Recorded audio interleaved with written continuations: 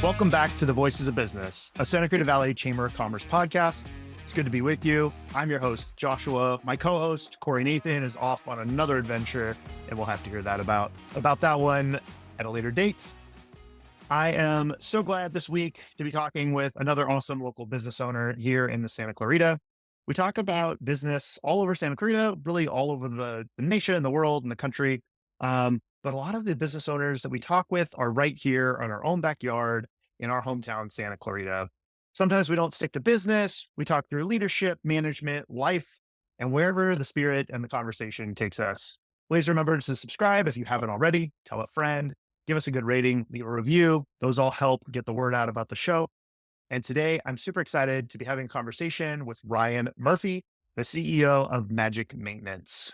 Ryan, good to have you on. Thank you, Joshua. Appreciate it. Look forward to it. Awesome. Well, I know I've grown up here locally in Santa Clarita, and I know I've seen the business name around a long time.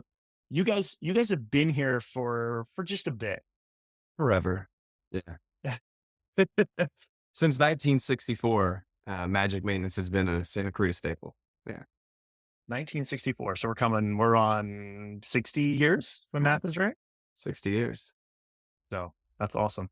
Yeah, my family's owned it for since 1985. So okay, long time. Now you obviously didn't start that. You said your family has owned it since then. So what was your career path before that? Did you say construction and that direction is something you wanted to do? No. No. I wanted to be a sports agent. That was my game. I was a big sports fan growing up. And the business back in the 80s and 90s was predominantly janitorial. So in carpet and upholstery cleaning. That's what my parents did. Cleaned all the model homes back when Valencia Company was building out, New Holland and Farm. So we were doing all the model homes and all the final cleans. And that was their game. And I just wanted no part of it. As a kid, we were in the back, my brother and I, filling spotter bottles for chemical spot cleaning on carpet. You'd go to school and your hands had blisters on them. And the teachers were like, what are you doing? Slave labor on the weekends. And my brother and I were just sitting here going, yeah, we were filling hot spotter bottle, spotter chemical. And, so that was how it was. So I wanted no part of it and decided I wanted to be a sports agent. My dad and I were big sports fans and started going to college, and my dad got diagnosed with cancer. And I was like, whoa. At that point, we started doing painting and drywall as well. Back in the late 90s, 99, we bought out a painting and drywall company. And we did all work for builders. So builders were like, hey, you want to do our customer service work? And you guys are super clean already. What can you do to be special? And that was when I first got an interest in the business. So I started working in the company, and one thing led to another, and Dad got real sick, and I said, you're not selling this business. So I decided to go all in on it, and he put some hard training in. And for the next 6 years, I learned right under his tutelage, and then ended up passing away in 2009. But at that point, we started changing the game, and we became a whole different company. Yeah. Wow. Yeah. A lot to unpack there. Taking a little bit of a step back. Yeah. You mentioned, from an education perspective. So, the business has been in Santa Clarita for 60 years. So did you grew up in Santa Clarita, high school here? Canyon High School, went to Canyon, I was the first, full graduating class at La Mesa when La Mesa opened. So Valencia High School had opened. So some of the kids went to Valencia, and, it was at the same time La Mesa came about. Went to Canyon and COC for 2 years, and was getting ready to go to SC when this whole thing took a left turn. Got it. Yeah. Yeah. And that seems to be, it's crazy. Like, we've had over a dozen different conversations now with business owners in Santa Clarita, and that's the common theme. Like, I made a plan. This is where my education was going. This was my career trajectory, and life made a left turn. And whether it was, someone dropped out of college or didn't complete or did finish, but, has a degree in one field but has a job in another, And that seems to be more common than not, that you aren't necessarily today where you think you were going to be. No, it's, I'm the, for a while, I was like, you know what? I want to go all in this sports thing. I wanted to get my law degree, wanted to be a lawyer, wanted to go that whole route. And then what I realized when I started working in the business pretty heavily was the construction industry is a brotherhood, and it's all about your word. And it's all about when you tell somebody you're going to do it, you do it. And if you don't see somebody for 3 years, but you always took care of them and then they see you, it's like you never missed a beat and you're back right in good graces and you're doing all their work again. And I really fell in love with that whole, it reminded me of team sports in a sense. You rely on your brothers, you take care of each other. I grew up playing soccer. And that was one of those things for me that I was just like, dude, I love this.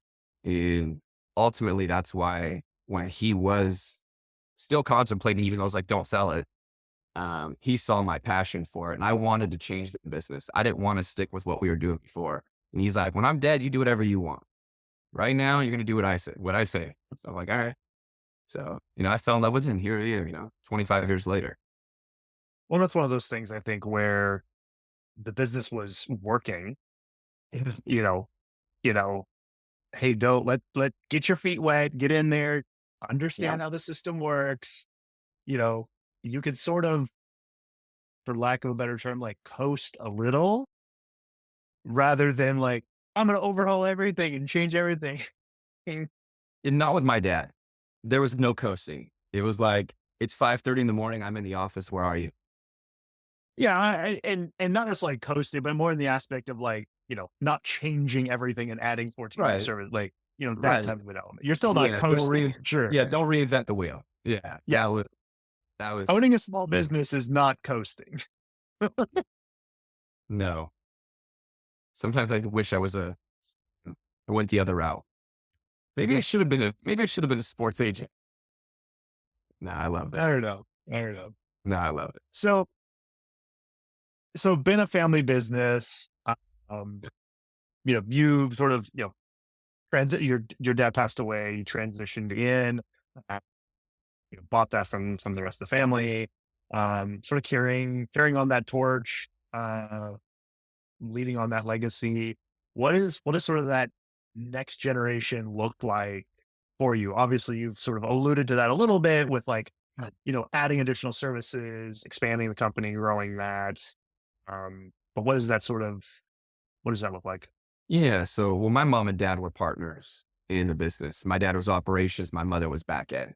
So she was brilliant with the money. She handled all that, handled the investment kind of side of it. And my dad was a grinder and very smart man, but he was a grinder. And growing up in that, I said, there are certain things about the business that I didn't want to do.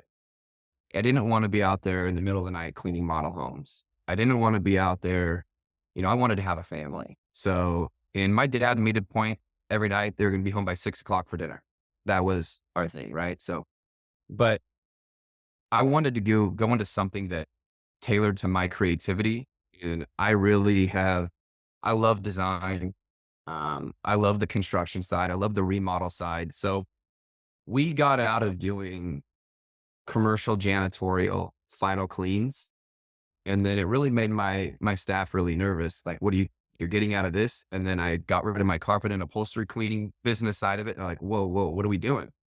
I'm like, we're going to follow our passion. And we really love construction. I want to get into doing high-end remodels and I want to get into doing things with particular eye. And you can go into a project and homeowner is giving you a little bit of autonomy to do what you see in their home and let your vision run wild. Got into doing mold remediation, and the mold remediation side of it was interesting because we did it all down south. It's all basically Beverly Hills, Brentwood, Palisades, Santa Monica. And we do a little bit of HOA stuff up here, but our pricing tends to put us down in the market down there. We don't do as hot here. We don't do insurance work. So when you don't do insurance work, people tend to want to rely on that.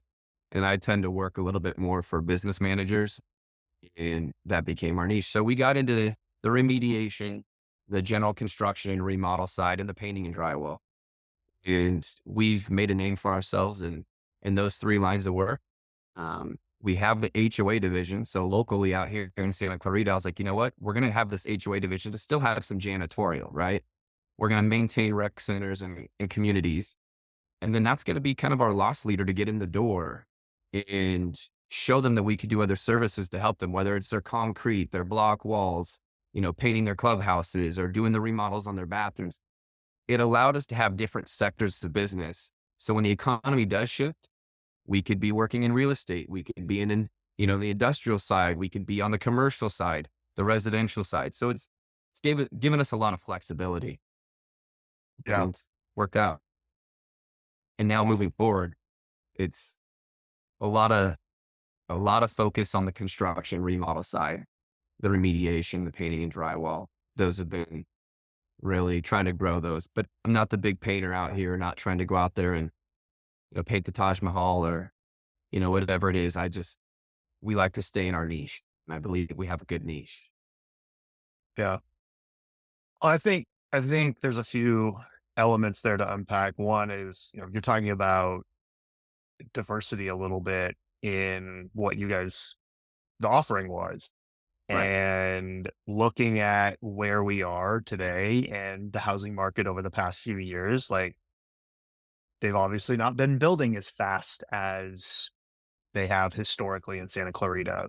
Now they're talking about a handful of different expansions and other, places that they're looking at building. Like, I'm on the far end of Canyon Country, and there was a project that they were supposed to put in 500 homes and then another 500 and another five. It was like 1,500 homes connecting Soledad and Shadow Pines up over to Sierra Highway. So you could actually go up Soledad, take a Right. left onto Shadow Pines, and then take that all the way out to Sierra Highway. And that whole 1,500 homes, like, they had some tractors back there moving dirt, and then interest rates shifted, and they were like, nope. And they hit a pause on that. And so with with that not coming into the market, like, there's not as many model homes to clean. And so, you know, it's that element of like hindsight's 2020. It's like, okay, what would we as a business have done during this stage of the economy if we wouldn't have shifted? Um, and who knows? There could have been other things you guys found, but um, obviously expanding into stuff like, I know a few other businesses out here that do locally mold remediation and some of that type of stuff. And uh, you know, there's always going to be that as a problem because water damage just Oh it yeah. happens. Like, we can prepare as much as we can for it, but inevitably, like, The night before you my go on parents, vacation, your pipe breaks. Yes. yeah, my neighbor next door literally Yeah. was on vacation for a few days. He got home and he was like, "Oh, it's weird. I got some water on my front porch. Oh, gardener must have watered the plant that's there." Went inside. Like, a day or two later, he opens the door in the front bedroom, and the pipe that was in the slab had been leaking and bubbling Mm. up through that room, and the whole room, all the carpet was just totally drenched. They had Oh to rip yeah. out the drywall or carpet, like all of that, and then repipe everything. And yeah, you don't plan for that. And Nope. a remodel you can plan for a little bit more. But yeah, Well, a lot of there's water damage in the markets that we tend to service more, they end up shifting a little bit more into the remodel side. They're like, well, we're already tearing things apart. We have a homeowner right here in Valencia, actually, that's right over here by Bridgeport. And it was the same thing. They had a big water damage, whole downstairs flooded. They hired a contractor. They weren't super thrilled with the work. And then they brought us into the fold, referred through our electrician. And we walked in, next thing you know, it's this massive remodel. Um, I mean, kitchen, lived in. floors, smooth walls, European style doors. I mean, and the home is Oh absolutely, wow. yeah. I mean, it's, they went all out because they saw the opportunity. They're like, well, we're already displaced Yep. and we weren't planning on this, but this is no better time than now. So a lot of times we end up walking into those situations. Yeah. Yeah. My parents' house, they had a water line rupture in the kitchen. Took out half the kitchen. Um, and so they gutted it. This is uh 10, 15 years ago, I think. Got it. They gutted the whole kitchen. And then it was like, well, the kitchen's gutted. The den right next to it is already partly damaged. Like there's a wall there. Might want to take it out. Well, when we went to take the wall out, it was my dad and I were doing some of the demo work and we went to take the wall out. We realized it was a tilt up that they already had a header beam. They just tilted a wall in its place. And then so it was an optional wall. And we're like, oh, well, that's easy to knock down. Like no engineering, done. Did that on one side of the kitchen. Then we look at the other side of the kitchen. We're like, there's also a wall there. Like we might want to take that out. So we start to rip the drywall back and there's the sewer line for everything on the second floor. Oh, just kidding. And so the plumber's like, you know, you can move any pipe, like you can move any wall. It's a matter of like, you don't need that load bearing wall there, but you need to put the load somewhere. So How there's much some you want to spend? engineering cost. Okay. Yeah. There's like, you know, removing that wall may cost you $100,000, but you can remove it. Like, Right. and so they're like, You well, can do anything everything's when there's opened money up. up in it. Yeah, everything was already opened up. They already had a jackhammer out half the concrete in the kitchen, like to get to the pipe anyway to fix stuff. And so they're like, we're already this far. They're like, okay, what are we looking at to move that thing to just open up both sides? And they're like, okay, You forget did it. it all. Like, You went let's that do route. it because it was one of those things where it's like, it's already a mess. Like, you might as well just do it now rather than a few years later be like, oh man, it would have been like 3 more grand to Yeah. get rid of that. So, Yeah. Very common. yeah. So you guys are a family, family business. Do you guys have immediate family still working in the company or is it now it's, what does that dynamic look like a little bit? Yeah. So when I took over in '08, my brother was a police officer. Um, he was down at Ventura PD. He's a motor cop. And my mother was not wanting any part of it. I mean, she was still in it. That was her way of coping, just doing the back end. And I was a sales guy. So I would be out there selling and running the operations, basically took my dad's position. And then what ended up happening is mom kind of started stepping away. And she was, out of it. My brother decided he didn't decide, tore his ACL, MCL, and LCL. Oh, Yeah, straight out of the movie Point Break, jump the wash, comes down, lands, there goes his knee, bad guy gets away. So that was that whole thing. man. He comes back, and I think it was like literally the first day or first week he was back on tour again. And they medically retired him from the police force. And I was like, well, dude, mom's retired, why don't you come on and do HR? And I kind got of bottles for you to fill in the back. come bottles in the back, dude. You missed the blisters. So he's like, mom was trying to, work this deal because frankly, I really didn't want him working with me. We were oil and water as far as personality wise. I was always like, hey, let's do it. We could do anything. And he's like, whoa, whoa, whoa, we can't do that. And, we were optimist, pessimist a little bit. He came from, seeing a lot of violent crime. So it's a little different when you get into a family service business where everybody's like, rah, rah, rah.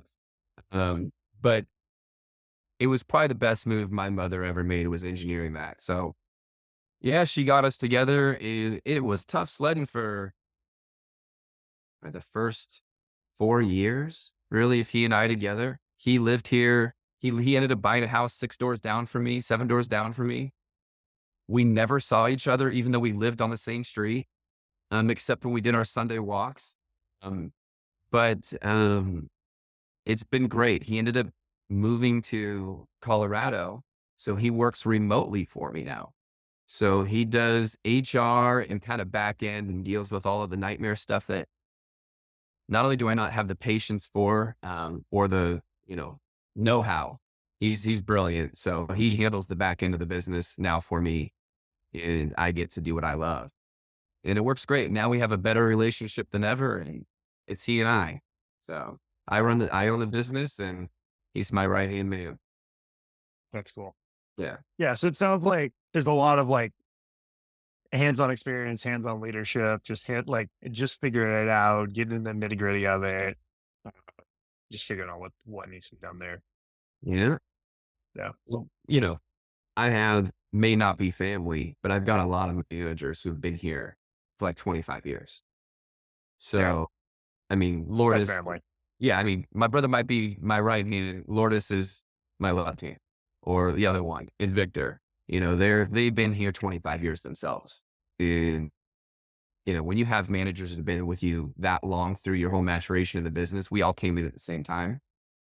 Um, you become family. Yeah. Yeah. I mean, heck, we have a gentleman who works for us. He's been here since I was 5 years old.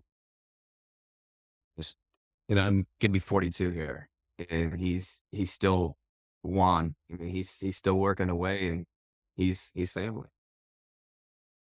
Yeah. Yeah. At that point, yeah, that's all those are all family. Yeah.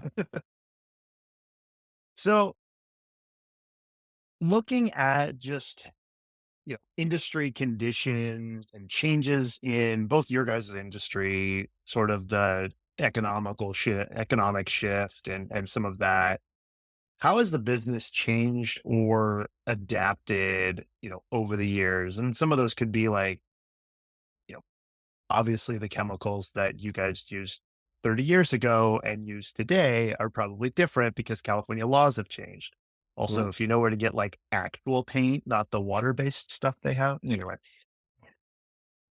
Well, yeah, the paints obviously have changed. They got some new good products, these alkyd emulsion kind of deals, but the chemicals, yeah, we've gone to a little bit more of the green side. We use a product called BioEsk for our, it's a thyme-based chemical, but it's super clean, used in the food industry, and it came about because of COVID. So Oh, wow. COVID was a big change for us. I started doing a little janitorial cleaning, movie sets or providing people out there disinfecting so they can continue to shoot. And there's a great studio out here, LA North, that started really using our team a lot.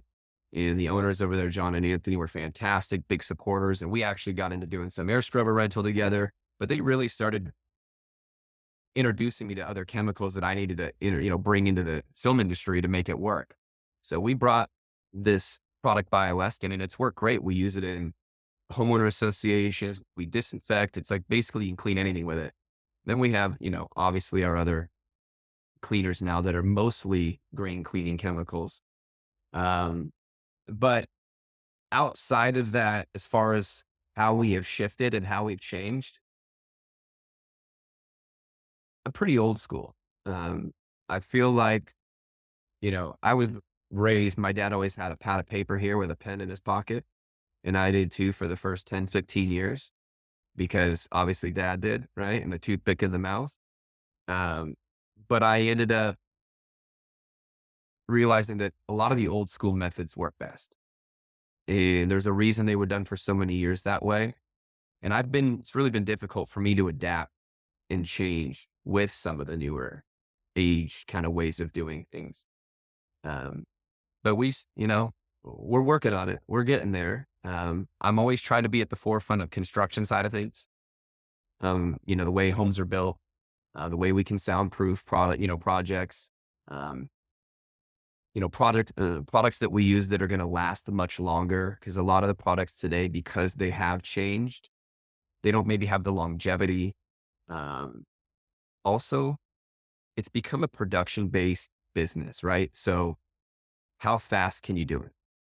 And as you see with all the homes they throw up out here, the reason I'm in that industry is because when you build them so fast, there's bound to be an issue here and there, which means job Well, they're security. so cookie cutter. I know we moved and bought a home in Canyon Country in 2020, and man, touring homes in 2020 was weird. Um, but I can't tell you how many like we walked through some tract homes and some new stuff, and I was like, these are yeah, you just flipped the living room and the kitchen. Like that's all you did. It's the same layout as the last two we looked at. You just flipped the rooms. Like Yeah, I mean, there's always been a lot of that. Production's a different, it's a different game. But yeah. in that sense, for the guys like myself, the faster they build them, the more business I get. Not only on a production standpoint, but on when you're trying to have, they used to have back in the 2004 boom, you'd have like a superintendent one or two assistant superintendents. Then you'd have customer service reps on each project. Well, then that kind of went away. And it was like, well, you got one superintendent and one guy that kind of assists a couple projects. Or so there's only so much that these guys can do. And the build schedules got tighter and tighter and tighter. And the cities became overwhelmed with trying to do inspections. And the plumbing companies and the framers and everybody else got spread thin because who wants to run away from a dollar? It was, let's just get it done. And that led to really giving us more business. Unfortunately for the builders, I mean, they've taken some hits, uh, but I'm pretty sure that, with the way over the years, the inflation's taken place and how the economy's rising out here, our home values have gone up. They're making a pretty penny. So, we're coming in there still trying to give our best dollar or our best price to them to be locked in. But it's a different game, man. Yeah. Have you guys seen, I'm interested in sort of your insights on this. Have you guys seen a higher rate in the industry of people retiring and leaving the industry than new people coming in? There's nobody that wants to work in construction. So even the people that were coming over, coming up here from Mexico, that were a lot of our labor force or South American countries, that's even more difficult to get them now because they have computers also, right?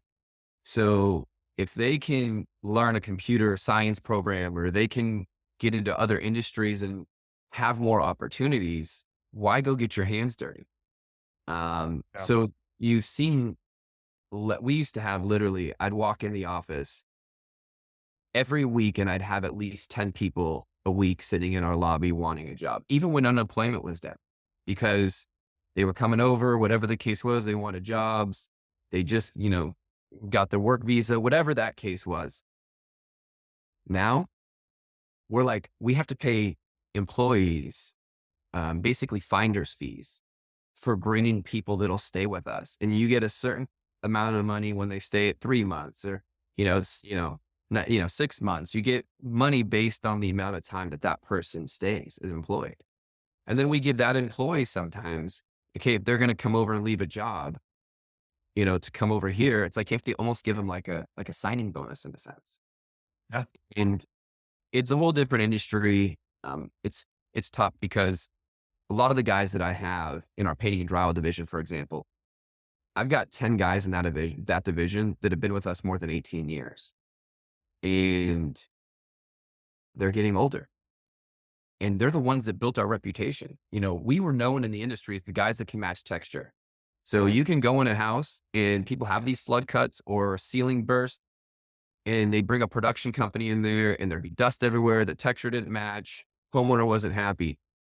Our true skill set was making it look like it truly was the way it was the day you bought it. And Yeah. that's what we specialize in. And to this day, that's why the builders use us. We're clean and we can make it look like it never happened. So when that occurs, it's great. But now I'm seeing these guys start to retire and I'm begging them, hey, please train the new guys, train the guys that are coming in. And we've had some great stewardships, some great guys. We have a guy here, Gerardo, he's trained, I couldn't even tell you, 10, 15 drywall guys with us. I have, two wands that work for us. The same thing. They've been fantastic, great painters. We have a guy, Alex, who leads our construction division, who's passing his knowledge on to the other guys in our construction division. And Alex is a younger guy, but he came with the skill set. So it is much different. We do see a higher rate of people wanting to, but it's harder to retire now. So they stay working a lot later into life. But we have a lot less young people coming in to want to work. Yeah. Yeah. Which is crazy. And the one thing I will say, like, as a business owner, it's really good that you guys are acknowledging, like, employee A has all this knowledge that they have, that you guys are setting stuff up so they can pass that on. So you guys are encouraging that, because if you don't, then that old workforce retires, you guys bring in a new one. And now, other than the processes, procedures, and customer service, the front line is an entirely different company, more or less, like an entirely different crew. And now customer service changes, quality of work changes. Like, And Bingo. Quality of yeah, work. And that's everything to me. I mean, you can have a hole in your ceiling and we patch it. And the homeowner's like, oh my gosh, you guys are fantastic. And I walk in and I can see that patch. I literally freaked one of my managers out. I was like, sorry, man, I'm so happy you love it, but we're going to have to redo that patch. And my manager looks at me and I go, I'm not going to let a patch they can see like this stay in their ceiling when somebody else is going to walk in that house and go, oh, you had a leak. I don't want anybody to know that. This is our reputation. And our guys in the field have that pride of ownership. And that's why our reputations lasted. yeah, good, good.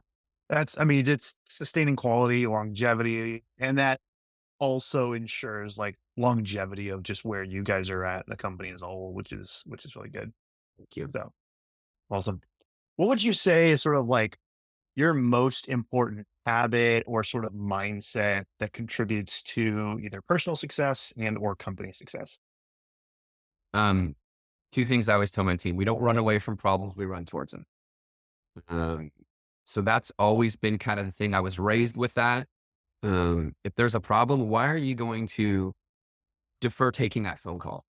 Like that homeowner's maybe had an issue. Just Yeah. face it head on, be upfront, be honest, tell them what it is. And a lot of times, 99% of people are going to be understanding and let you work through the situation because we're not perfect. So that is a big mindset I have. I've also always been, this sounds really bad, but I've always been driven by the dollar. So, as a kid, I had the dream that by the age of 30, I wanted to have a Ferrari, right? So I had a Ferrari Testarossa poster on my wall. And my parents, I used to always try to design little things, thinking I was going to make it rich as a kid by having something get, patented. And I'm going to go on to be this guy that can sit at home and drive a Ferrari and not work. And what I realized is when everybody else is at home and hanging out and sleeping, you have to work because you have to find the advantage. So I'm not the smartest guy in my company, in the room, not. I'm a college dropout. But my whole goal is if I can work harder than you, um, I'm going to gain respect, number one. And number two, I'm going to have an advantage because the guy that's putting in, 8 hours a day isn't going to be able to hold a candle to me working till 2 a.m.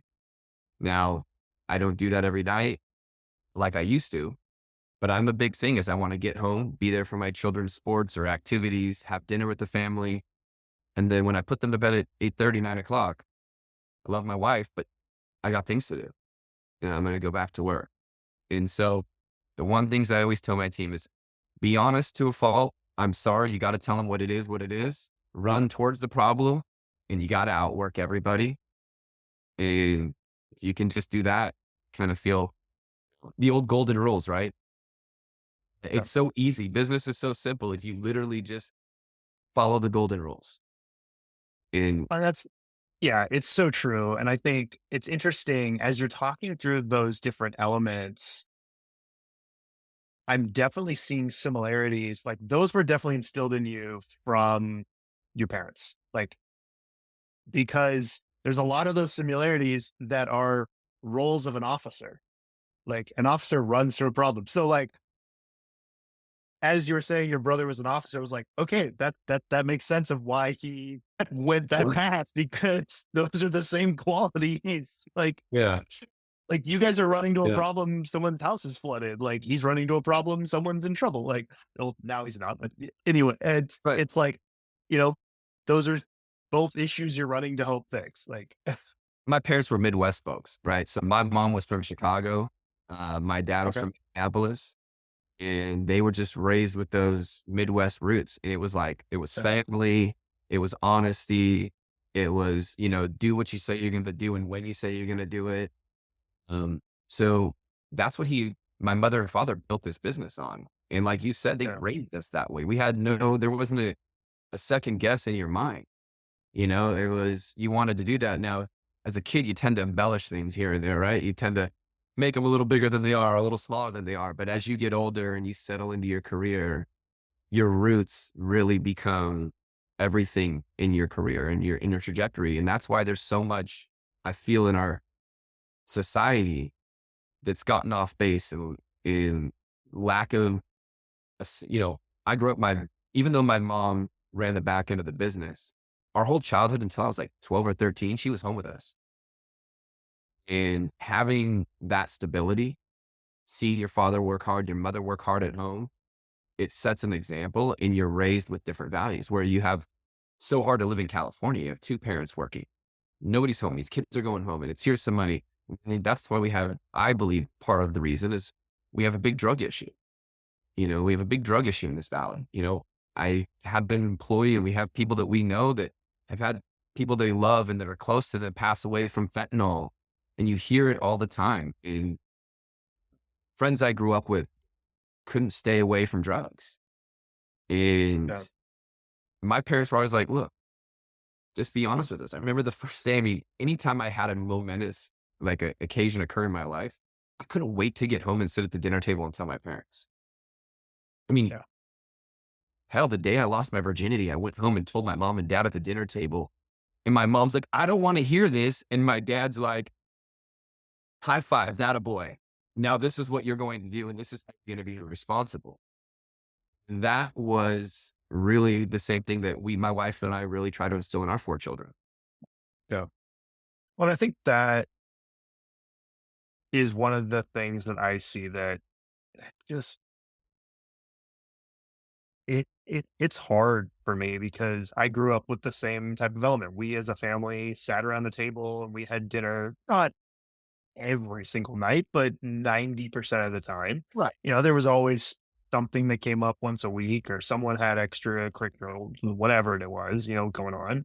And so, that's what my family does now. Like we've got two little ones and do the same thing. And, our 3.5-year-old's like, hey, what'd you do at preschool today? And, oh, you're learning this, or you made a new friend, or whatever it is. Like, but it's having those exact conversations and having your kids being comfortable with having that conversation because oh, you made a new friend, great. Oh, you made that drawing, cool. Like those conversations now turn into the bigger, deeper conversations years down the road.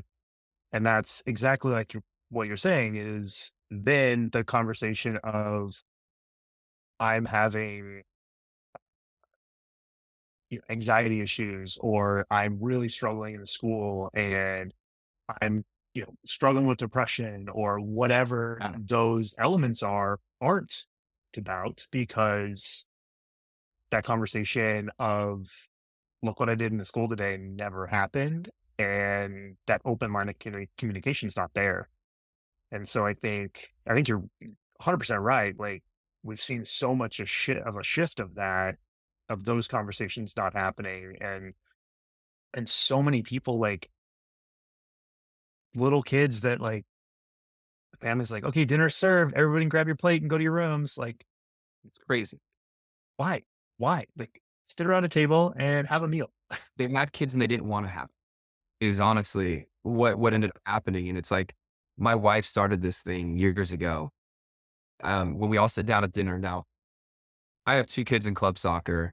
I have one daughter who's a gymnast and a dancer, and another one who just does competitive dance. And then they've all done karate. My son's a second degree black belt. My older daughter's a black belt. The other one's a black belt. And the other one's trying to become a black belt. And that sets also kind of goes in line with building character, strong mind, doing these things. But my wife said, what we're going to do when we sit down is we're all going to say our favorite thing of the day and our least favorite thing of the day. But now it turns Roast and into, thorn. right. So everybody gets Yep.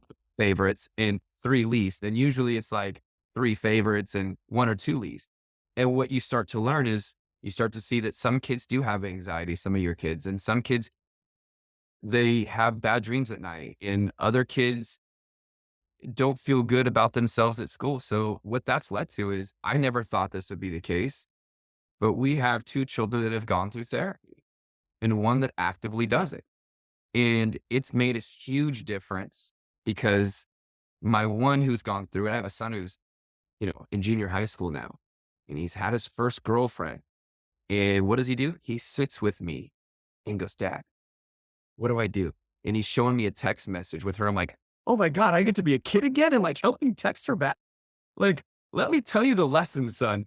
Always be respectful. You may not, don't be that jerk over there. Who cares if she likes that boy?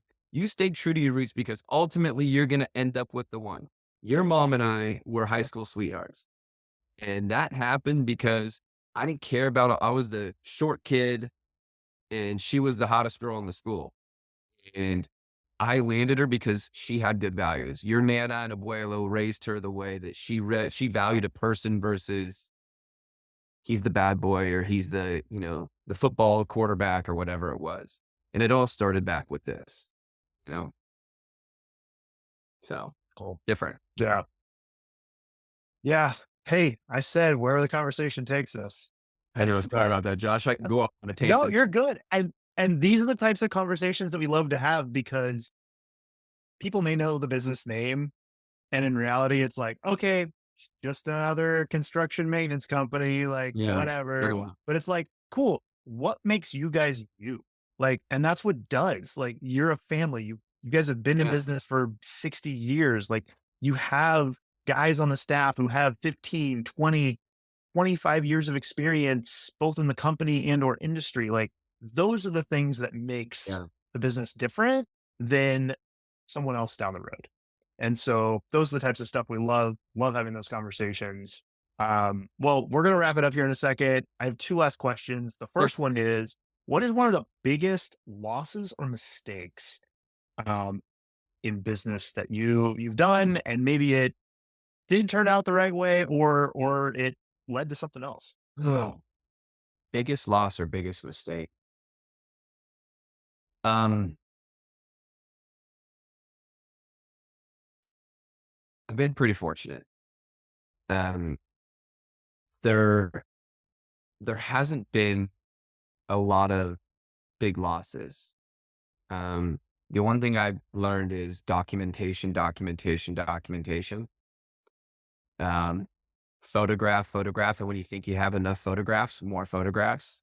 And when you think you have enough plastic, add more, right? That's another one. Especially in your industry where you guys are coming in like, oh, the damage is here. And then you come back and they're like, there's this wall, on the other side of the house that also has, and you're like, how is that related? Yeah. I mean, and I'm probably going to hang up with you and say, oh gosh, that was my biggest mistake. I would say my biggest issue is sometimes I tend to, I don't want to say spend too much, but I get invested and sold too quickly in ideas for the business. And sometimes I'll make a big purchase on equipment, or I'll think we're going to go a different direction. Or I hired a consultant at one point and I paid this guy like, $25,000, $30,000 for absolutely nothing. I've had those things and I keep coming back to it. Now we just invested more money than I'd ever like to admit into Salesforce. So we have a CRM platform, and it has been the biggest struggle I've ever faced in my business career getting it launched, because we have That exact description, I think, should be their marketing headline. I own a marketing agency and I can't tell you how many companies. We had a client who literally signed up for Salesforce. The salesperson was like, oh, this will do this, like gave them all the things it can do. They're like, this is amazing. They got set up and they're like, it can't do any of that. They're like, oh yeah, you have to hire a company to customize it for you. which is what I'm doing. So I am heavy six figures into customizing and into my contract with Salesforce. But I will say this. Shane in my office, he and his sister work for me and they're fantastic. And they're both kind of the ones pushing me out of my shell of, hey, you got to be a little bit more new school. And Lourdes, who's my right hand, she's kind of right there with them. And Lourdes, myself, and Shane made a decision to do Salesforce. And I was literally on the golf course for my birthday 3 years ago down in Palm Desert. And I'm walking to my car and I see a card on the floor of the parking lot. It was a Salesforce card. And I picked up the card, and that was the beginning of the end. And I literally went back and said, hey guys, I've heard about this. What are we going to do about this? Next thing you know, we're into Salesforce. So what I would say to expedite this, because I know we're under a time crunch, is we still haven't fully launched. We are 2 years into this, and now we have, our painting division is starting to use it. Our HOA division uses it. Our molding construction divisions, we're kind of getting there. But it is a big change when you come from a paper schedule book. I mean, how, Josh? Don't laugh. But I mean, I still schedule my appointments on a binder, and people laugh at me like, what are you doing? I'm like, well, when I'm driving in the car, I got to write fast, right? And Yep. I still haven't fully come to technology, and neither has 90% of my staff. So these are guys in the field that, they work with their hands for a living. Now you're telling them to grab their phones and type in what they did for the day and click a button to send it to their time cards in. And it's not been my biggest mistake because I ultimately think it's going to be what saves us as a business. But it has been my biggest investment in the biggest hardship I've faced in my career. Biggest hardship you faced, Salesforce. I will say we've done some Salesforce integrations. So like we built a website for a client that actually integrates fully with their Salesforce, pulls Okay. Salesforce objects publicly onto their website. They have like an event management thing. And there are instances of Salesforce that I've seen that are set up beautifully and make businesses run amazing. It just, And the problem is, like you said, it's 6 figures to get there. Um, and that's what a lot of people don't realize. They're like, oh, it's just the Salesforce subscription. It's like, no, it's not. Like, that's the cheap part. well, it was the cheap part. I have a lot of Yeah. employees, and you have to have a lot of users, and those users equals dollars. And I feel guilty because every year we do a big Christmas party. We're at the Odyssey. We have everybody out there. It's a time for us to dance and have fun and kind of let your hair down and just enjoy each other. And we do bonuses usually the week before that. And I'm going, oh my gosh, we've been very successful as a company, but I've put so much into Salesforce. I don't think their bonuses can be what we're used to. And now I've been in this struggle over literally every night this week already, working at night, trying to figure out the numbers because I want them to get those bonuses that they're used to, that they deserve, because they're leaving their families to be here with me, and they're working when we're on call because every week 4 different people have to rotate on call. There is, it's a lot, man. It's a lot. Yeah. It's a lot. Owning a business. It's a blessing and it's a Owning lot. business. They go first. The team goes first. Yeah. Yeah. Awesome. Well, do you have any questions for me before we wrap up? We flip the tables on it. Oh man, I wasn't expecting this. So, I don't know much about you. You said you live in Canyon Country. Did you Yep. go to Canyon High School as well? No, I was actually homeschooled. So I did homeschool, and then I had, my science teacher was a NASA engineer. Like, Oh, wow. so yeah, had some fun experiences there. Um, yeah. And so I did a ton of different co-op type stuff. And then I actually went through the ROP program, which is now the Pathways program, through Art District. And Got it. so, as a outside Art District student, you were allowed to do that. And so I was on campus at Canyon, at Arts, and one other one I can't remember. Like 1 day a week. And so I was at different schools. And so the Oh, funny wow. part is, growing up, for one whole semester or one whole year, I'd be on campus at one high school and then on campus at a different one. So I have different friends who are like, oh no, you went to Canyon during high school. Oh no, you went to Hartford. And I'm like, technically I went to both I was there. same year. Okay. So And then yeah. when did this business when? How long have you been into the Yeah. So been doing marketing websites, all of that we're 17 years. Yeah. So started back in 2007-ish, a little bit before that. But yeah, right at the crash of the market. So great time to start a business. And how's your business doing in this economy? Man, we're all over the place. It's weird. We have the business has shifted and the industry as a whole has shifted so much in the past 4 or 5 years. Right. Um, And we historically have done like larger software systems. Uh, we built a system years ago that manages like vehicle repossessions. It's sort of like a system. Yeah. Yeah. So like the guy who's in the field, this company. So there's businesses that are like, oh yeah, we're a little old school. And I'm like, oh, you don't even know. These guys had a single office and they'd have field techs that would drive sometimes 3 hours one way to go pick up a file folder of their job work orders for the day, then turn around and drive 3 hours back to their service area, do 2 hours of work, and wake up and do the same thing the next day. I was like, have you And they heard of a lost how much fax? money? Yeah. The crazy part is they were profitable, but that's just how they set their business model up. And I was like, have you heard of a fax machine? Well, Like what you've a done now, fax. it's probably made them millionaires. So we digitized like the form entry and a lot of that type of stuff. And so as you were talking about like the guys in the field, one of the things that I would say in regards to like Salesforce stuff is if you guys are on iPhones, iPads, however they're doing that, make sure that keyboard has the voice to text function in the bottom corner because that guy can hit that. And instead of sitting there typing all the notes out, they can hit that voice to text button and be like, okay, there's damage on the living room ceiling, blah, blah, blah. And they can just talk through it. And then it puts it in there. They may have to correct 2 or 3 words, but like it gets them 80% of the way there.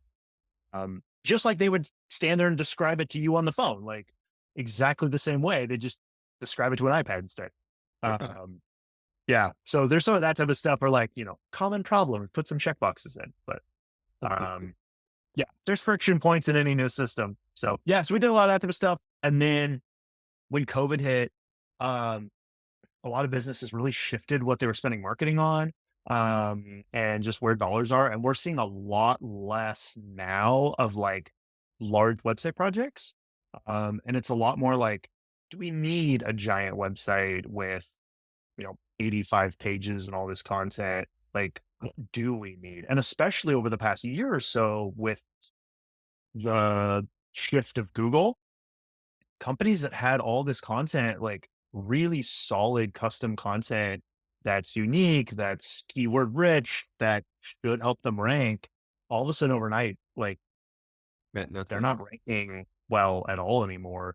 So it's like, okay, well, then why are we creating tons of content if it's just not going to rank? Like these are established websites that have been in business, been around. Your guys' website, like you guys have been around for years. You've had a website, like you have content there, like, and then all of a sudden the ranking just dropped. And it's like, okay, unless we're going to spend 30, 40, $50,000 on content development over the next few months, like doesn't make sense to do that. So it's like, okay, well, where are jobs coming in and really taking a step back and looking at that. And so we have some CRM stuff that we've implemented for a lot of companies, a lot of our clients, and like, okay, let's track where are those jobs coming in? Okay, 90% of your jobs are coming from these two different referral sources. Great. Let's spend more money there. Let's maybe it's a HOA association or something like for you guys, like maybe there's an association that we can join that we already are in the LA County one and we could join the Ventura County one. Like, Right. and so looking at some of that type of stuff, we had a client like 2 years ago. Um, they're a sewer contractor and they do a lot of like new construction for like apartment complexes. And they're like, yeah, we're thinking about doing like Facebook ads. Like, great. For why? They're like, oh, to get new leads. I was like, for your industry, like there's no general contractor who's building an apartment complex of 150 units who's going to click on a Facebook ad and hire a plumber. Like the chance of that happening is like pretty much 0%. And so they're like, we just don't know, like, what should we do? I was like, honestly, you have to eat lunch. Here's what you're going to do. Your office manager every week is going to go down a list of general contractors who would do that type of a project. And she's going to call a handful of them and schedule one of them to have lunch with on Friday. You're going to pay for it. You're going to take a general contractor to lunch every Friday. You got to eat lunch. Take them to lunch, hang out for an hour, hour and a half, and just have a good lunch. And that's your networking. And he's been doing it for 2 years. And you never know what it's going to lead to. Yeah.